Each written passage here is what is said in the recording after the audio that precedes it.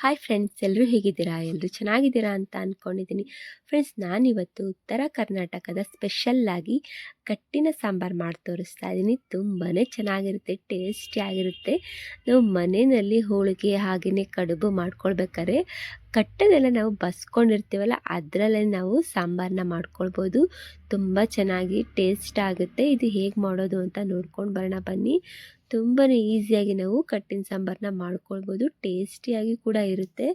ನೋಡ್ತಾ ಇದ್ದಿಲ್ಲ, ಇದು ಕಟ್ಟು ನಾನು ಮೊನ್ನೆ ಕಡುಬನ್ನ ಮಾಡಿ ಇಟ್ಕೊಂಡಿದ್ದೆ. ಅದರಲ್ಲಿ ಕಟ್ಟು ಇಷ್ಟು ಬಸ್ಕೊಂಡಿದ್ದೀನಿ ನೋಡಿ, ಇಷ್ಟು ಬಂದಿದೆ.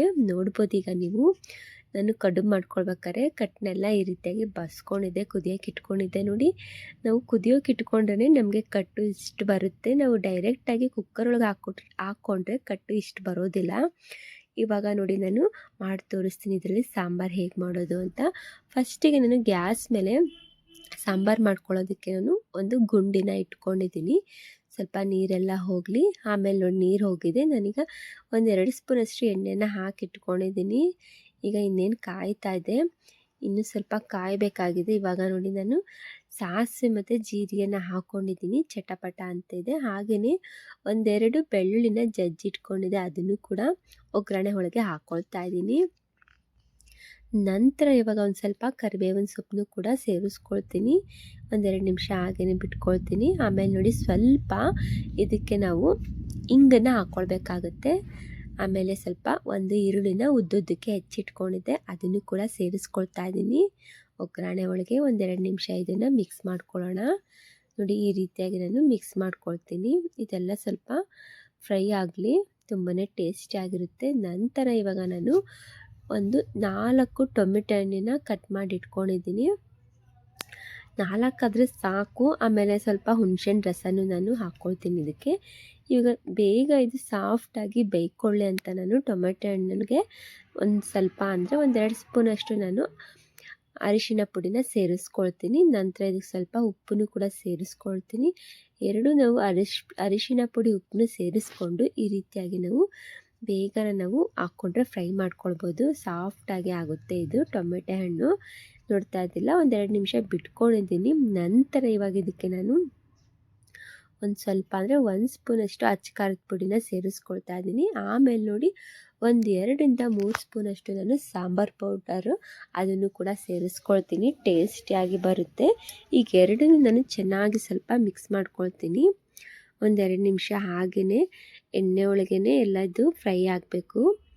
ನೋಡ್ತಾ ಇದ್ದಿಲ್ಲ. ನಂತರ ಈಗ 1-2 ನಿಮಿಷ ಆಗಿದ ನಂತರ ಇವಾಗ ನಾನು ಕಟ್ಟನ್ನ ಬಸ್ತಿಟ್ಕೊಂಡಿದ್ದೆ ನೋಡಿ, ಅದನ್ನು ಕೂಡ ಈಗ ಇದರೊಳಗೆ ಹಾಕ್ಕೊಂಡು ನಾನು ಒಗ್ಗರಣೆ ಒಳಗೆ ಮಿಕ್ಸ್ ಮಾಡ್ಕೊಳ್ತಾ ಇದ್ದೀನಿ.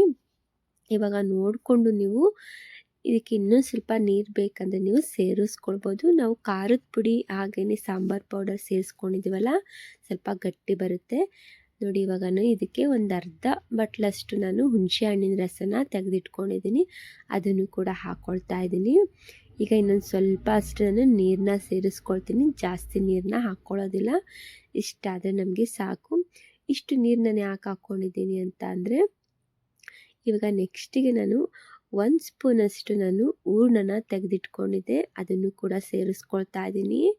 ತುಂಬಾ ಟೇಸ್ಟಿಯಾಗಿ ಬರುತ್ತೆ. ಒಂದು ಸ್ವಲ್ಪ ನಾವು ಹೂರಣನ ಸೇರಿಸ್ಕೊಂಡ್ರೆ, ಈ ರೀತಿಯಾಗಿ ನೀವು ಕಟ್ಟಿನ ಸಾಂಬಾರನ್ನ ಮಾಡ್ಕೊಳ್ಬೇಕಾದ್ರೆ ಹೂರಣನ ಹಾಕ್ಕೊಂಡ್ರೆ ಇನ್ನೂ ಕೂಡ ಸಾಂಬಾರು ಟೇಸ್ಟಿಯಾಗಿರುತ್ತೆ. ಅದಕ್ಕೋಸ್ಕರ ನಾನು ಹೂರಣನ ಸ್ವಲ್ಪ ಹಾಕ್ಕೊಂಡಿದ್ದೀನಿ. ಈಗ ನಾನು ಹುಣಸೆಹಣ್ಣು ಕೂಡ ಹಾಕ್ಕೊಂಡಿದ್ದೀನಿ ಇದಕ್ಕೆ. ಆಮೇಲೆ ನಾನು ಮತ್ತೆ ಬೆಲ್ಲನ ಸೇರಿಸ್ಕೊಳ್ತಾ ಇಲ್ಲ, ಯಾಕಂತಂದರೆ ಹೂರಣದೊಳಗೆ ಇದು ಸಿಹಿ ಇರುತ್ತಲ್ಲ, ಅದಕ್ಕೋಸ್ಕರ.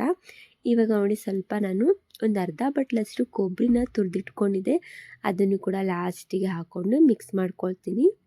1-2 ನಿಮಿಷ ಇದನ್ನು ಹಾಕ್ಕೊಂಡು ಹಸಿ ಕೊಬ್ಬರಿನ ಹಾಕ್ಕೊಂಡು ನಾವು ಕುದಿಸ್ಕೊಳ್ಳೋಣ. ಅಂದರೆ ಕಾಯಿ ತುರಿ ಅದನ್ನು ನೋಡಿ ಈಗ ಹಾಕ್ಕೊಂಡಿದ್ದೀನಿ. ಸ್ವಲ್ಪ ಕುದೀತಾ ಇದೆ, ಈ ರೀತಿಯಾಗಿ ಕುದಿಸ್ಕೊಳ್ಬೇಕಾಗುತ್ತೆ ನೋಡಿ. ಸಾಂಬಾರಂತೂ ಘಮ ಘಮ ಅಂತಿದೆ, ಕಟ್ಟಿನ ಸಾಂಬಾರು. ನೀವು ಕೂಡ ಇದೇ ರೀತಿಯಾಗಿ ಒಂದ್ಸಲಿ ಟ್ರೈ ಮಾಡಿ ನೋಡಿ. ತುಂಬಾ ಸ್ಪೆಷಲ್ಲಾಗಿ ಟೇಸ್ಟಿಯಾಗಿರುತ್ತೆ. ನೋಡ್ತಾ ಇದ್ದಿರಲ್ಲ, ಇವತ್ತಿನ ವಿಡಿಯೋದಲ್ಲಿ ನಾನು ಕಟ್ಟಿನ ಸಾಂಬಾರು ಹೇಗೆ ಮಾಡೋದು ಅಂತ ತುಂಬ ಸಿಂಪಲಾಗಿ ತೋರಿಸ್ಕೊಟ್ಟಿದ್ದೀನಿ ನೋಡಿ. ಹೇಗೆ ಬಂದಿದೆ ಅಂತ, ಕುದೀತಾ ಇದೆ ಅಲ್ಲ, ಘಮ ಘಮ ಅಂತಿದೆ, ತುಂಬಾ ಚೆನ್ನಾಗಿರುತ್ತೆ. ಒಬ್ಬೊಬ್ಬರು ಒಂದೊಂದು ಥರ ಕಟ್ಟಿನ ಸಾಂಬಾರನ್ನ ಮಾಡ್ತಾನೆ ಇರ್ತಾರೆ.